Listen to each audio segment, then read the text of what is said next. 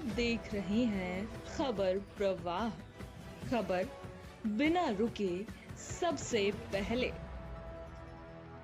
काशीपुर में भारतीय जनता युवा मोर्चा के द्वारा भारतीय जनता पार्टी के मेयर पद के प्रत्याशी दीपक वाली के समर्थन में आगामी 12 जनवरी को होने वाली विशाल बाइक रैली को लेकर एक प्रेस वार्ता का आयोजन किया गया। आपको बताते चले कि 12 जनवरी को स्वामी विवेकानंद के जन्म दिवस को युवा दिवस के रूप में मनाया जाएगा। इस दिन भारतीय जनता युवा मोर्चा काशीपुर के द्वारा विशाल बाइक रैली का आयोजन किया जाएगा। इस रैली के माध्यम से युवाओं के द्वारा भारतीय जनता पार्टी के काशीपुर नगर निगम मेयर पद प्रत्याशी दीपक वाली को समर्थन दिया जाएगा। भारतीय जनता युवा मोर्चा के प्रदेश महामंत्री और बाइक रैली के प्रभारी रविपाल के द्वारा आयोजित होने वाली बाइक रैली के संबंध में एक प्रेस वार्ता का आयोजन रामनगर रोड स्थित मेयर पद के प्रत्याशी दीपक वाली के चुनाव कार्यालय पर किया गया। इस दौरान भारतीय जनता युवा मोर्चा के प्रदेश महामंत्री रविपाल ने कहा कि इस रैली में भारतीय जनता युवा मोर्चा 1200 बाइकों के साथ काशीपुर की सड़कों पर उतरेगा। उन्होंने कहा कि नगर निगम चुनाव में मेयर पद के प्रत्याशी दीपक वाली की प्रचंड जीत के लिए भारतीय जनता युवा मोर्चा सड़कों पर उतर चुका है।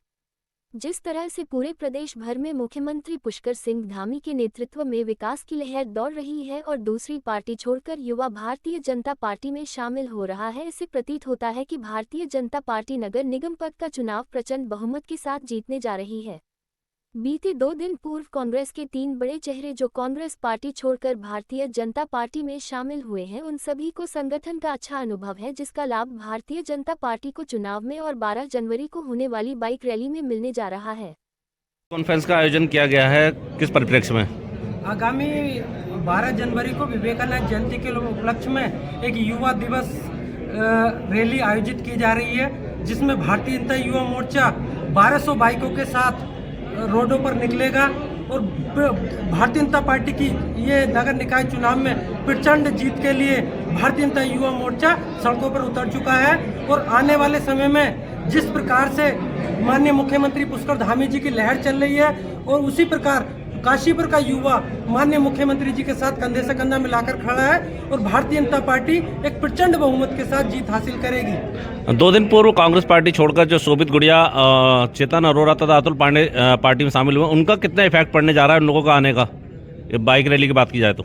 बाइक रैली में आने वाले समय में जिस प्रकार से चेतन अरोड़ा जी और शोभित गुड़िया जी, अतुल पांडे जी कांग्रेस के लंबे समय से संगठन के जानकार रहे हैं और उन्हें संगठन का लंबा अनुभव है, इसका भारतीय जनता पार्टी को आने वाले चुनाव में बहुत बड़ा फायदा होने वाला है और प्रत्येक युवाओं को भी फायदा होने वाला है, क्योंकि युवा के साथ युवा जब कंधा मिलाकर चलता है तो भारतीय जनता पार्टी एक नई बुलंदियों को पहुंचेगी। विपक्ष का एक तरह से यह भी कहना है कि जब मुख्यमंत्री विधानसभा चुनाव में अपनी विधानसभा सीट नहीं बचा पाए, ऐसे में नगर निकाय चुनाव में उनके चेहरे के रूप में भाजपा चुनाव लड़ रही है, क्या देखते हैं? जैसे कि आपने विपक्ष का सिर्फ आरोप लगाना काम है, लगातार माननीय मुख्यमंत्री जी ने हमारे क्षेत्र में युवाओं के साथ काम किया है और उसी प्रकार जैसे कि अभी हमने केदारनाथ विधानसभा चुनाव हो,